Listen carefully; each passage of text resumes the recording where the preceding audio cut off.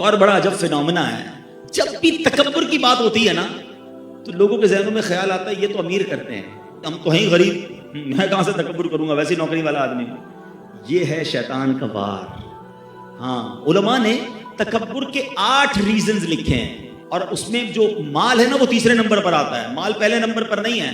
تکبر کا جو سب سے پہلا ریزن ہے نا وہ ہے علم۔ جب بندہ علم سیکھ لیتا ہے نا تو اس کو باقی لوگ جاہل لگنے لگ جاتے ہیں، ان کو تو آتا ہی کچھ نہیں، انہوں نے پڑھا ہی کچھ نہیں ہے۔ بڑی کمال کی روایت ہے، من قال انا عالم فہو جاہل، جس نے کہا کہ میں عالم ہوں وہ جاہل ہے۔ علم ضرور سیکھیں، مگر سیکھنے کے بعد کسی اور کو جس نے نہیں پڑھا اس کو اپنے سے کمتر نہیں سمجھنا، یہی تکبر ہے۔ سیکنڈ ریزن آف تکبر، وہ فرمایا عبادت۔ شیطان بڑا مردود ہے، پہلے تو عبادت سے روکتا ہے، اب جب عبادت کرنے لگ گیا تو اب اس کو تکبر میں مبتلا کیسے کرتا ہے کہ بندہ جب نمازیں پڑھے، روزے رکھے، صدقے کرے، ہیں تہجد پڑھے، اب اس کو باقی گھر کے لوگ، باقی دوست بڑے حقیر سے لگتے ہیں، یار کیسا آدمی ہے، میں تہجد پڑھتا ہوں یہ تو نماز بھی پوری نہیں پڑھتا۔ یو ہیو نو رائٹ، آپ کے پاس ایسا کوئی رائٹ نہیں ہے کہ آپ دوسرے کو حقیر جانیں۔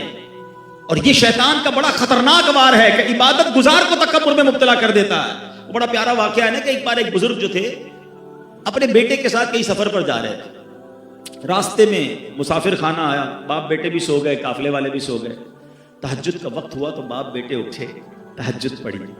تہجد پڑھنے کے بعد بیٹا والد صاحب سے کہتا ہے ابا جان یہ کیسے لوگ ہیں، کوئی بھی نہیں اٹھا۔ اب جو ابو جی نے جواب دیا نا، اللہ کاش یہ بات سمجھ آ جائے، کہ بیٹا تو بھی سویا رہتا تو اچھا تھا۔ بات آئی سمجھ میں؟ اب تو نے اٹھ کر تہجد تو پڑھ لی مگر پڑھنے کے بعد تجھے دوسرے حقیر لگنے لگے، یہ بڑا پرابلم ہے۔ ضرور کیجئے عبادت مگر اس لیے نہ کیجئے کہ میں دوسروں سے سپیریئر ہوں۔ شیطان کی بڑی عبادت تھی جناب۔ اب آیا تیسرا ریزن اور وہ ہے مال۔ جب پیسہ آتا ہے تو انسان کو غریب اچھا نہیں لگتا ہے، اس کو لگتا ہے میں نے کمایا ہے، میں نے جناب یہ عروج حاصل کیا ہے۔ ہمیشہ یاد رکھیں جو کچھ دیا ہے وہ رب نے دیا ہے، وہ جب چاہے واپس لے سکتا ہے۔ بزرگ بیٹھے پوچھو ان سے، ہم نے راتوں رات امیر کو کنگال ہوتے دیکھا ہے، زکات دینے والوں کو زکات لینے والا بنتے دیکھا ہے۔ اس کووڈ نے تو بہت کچھ لوگوں کو دکھایا نا، کئیوں کو عروج ملا، کئیوں کو زوال ملا۔ چوتھے نمبر پر کہا حسب و نسب، بڑا خاندان، بڑی فیملی۔ پیر ہی نہیں دیتے بھائی ہمارا خاندان بہت اونچا ہے، ہم تو بڑے خاندان والے ہیں، اس کا تو خاندان وہ فلاں فیملی سے تعلق رکھتا ہے۔ اللہ اکبر، ذرا سوچو میرے آقا علیہ الصلوۃ والسلام نے حجۃ الوداع کے موقع پر جو تاریخی خطبہ فرمایا تھا، اس وقت یہ شاندار اعلان کیا تھا کہ اسلام آیا اس لیے ہے کہ اب یہ جو حسب و نسب کا تکبر ہے، تفاخر ہے، اس کو ختم کرنے اسلام آیا ہے کہ کوئی قبیلہ کسی قبیلے سے افضل نہیں ہے، اللہ کی بارگاہ میں مقرب وہ ہے جو زیادہ تقوی والا ہے۔ مگر آج بھی یہ بیماری موجود ہے کہ میرا خاندان اونچا، اس کا خاندان نیچا، اور یہ حسب اور نسب بھی تکبر لاتا ہے۔ اور جو یہ حسب نسب پر تکبر کرتے ہیں نا فیملی وائز، پھر کبھی کبھی ہم نے دیکھا ہے ایسی غلطی ہوتی ہے کہ کسی کو منہ دکھانے جیسے بھی نہیں رہتے، پھر کدھر جاتا ہے خاندان، تو کبھی اس پر تکبر نہیں کرنا چاہیے۔ پانچواں ریزن جو علماء کہتے ہیں عہدہ، منصب، کسی کو کوئی عہدہ مل جائے، کوئی منصب مل جائے، انسان پھر تکبر میں گرفتار ہوتا ہے۔ حالانکہ یہ عہدے، یہ کرسیاں، یہ چند دنوں کی ہوتی ہیں، اس پر تکبر نہیں کرنا چاہیے۔ چھٹا، کامیابیاں۔ جب بندے کو دھڑا دھڑ کامیابیاں ملے نا، ارے بھائی میں تو پتھر کو ہاتھ لگاتا ہوں سونا ہو جاتا ہے، جو ڈیل کرتا ہوں فائدہ ہی فائدہ ہوتا ہے، جو فیصلہ کرتا ہوں کمال کا ہوتا ہے۔ ابھی ایک آئٹم خریدی، ہر کوئی منع کر رہا تھا، میں نے خریدی، دیکھو پیسے بڑھ گئے، یہ مجھے ایسا پتا ہے۔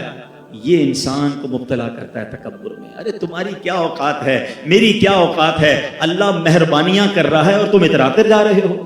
ہونا تو یہ چاہیے کہ وہ عطائیں فرمائے تو ہم سر اور جھکائیں۔ دنیا کا دستور ہے، درخت پر جب پھل لگتے ہیں نا وہ درخت جھکتا رہتا ہے، جھکتا رہتا ہے، جتنا پھلدار ہوتا ہے اتنا جھکتا ہے، جس کے کانٹے لگے ہوتے ہیں وہ سیدھا کھڑا ہوتا ہے۔ کامیابیاں ملیں یہ اللہ کی عطا ہے، اور شکر کرو اور عاجزی کرو، اتراؤ نہیں۔ ساتواں سبب علماء کہتے ہیں حسن و جمال۔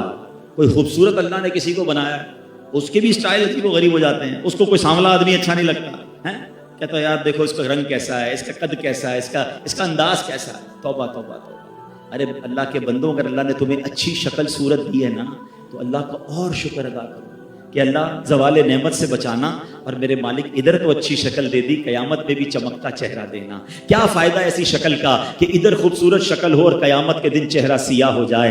اللہ اس دن کی خوبصورتی عطا فرمائے، اس دن کا چمکتا چہرہ عطا فرمائے۔ کتنی پیاری دعا ہمیں اسلام سکھاتا ہے، آئینہ دیکھو تو دعا کرو، اللہم حسنت خلقی فحسن خلقی، اے اللہ میرا چہرہ تو اچھا بنا دیا، میرے اخلاق بھی اچھے کر دے۔ اے اللہ چہرہ تو اچھا بنایا، باطن بھی اچھا کر دے۔ تو کبھی بھی اگر اللہ نے حسن و جمال دیا ہے تو تکبر نہ کرنا۔ ہم نے اچھے اچھے چہروں والوں کو بیماریاں لگ کے چہرے بگڑتے دیکھا، بستر پر پڑتے دیکھا، اور زمین کھا گئی۔ نوجوان کیسے کیسے ہوئے نامور، بے نشان کیسے کیسے، اسی 2 گز کی قبر میں مٹی کے اندر وہ خوبصورت بھی چلا جاتا ہے۔ تو اترانا نہیں ہے۔ 8واں ریزن، اور وہ ہے طاقت۔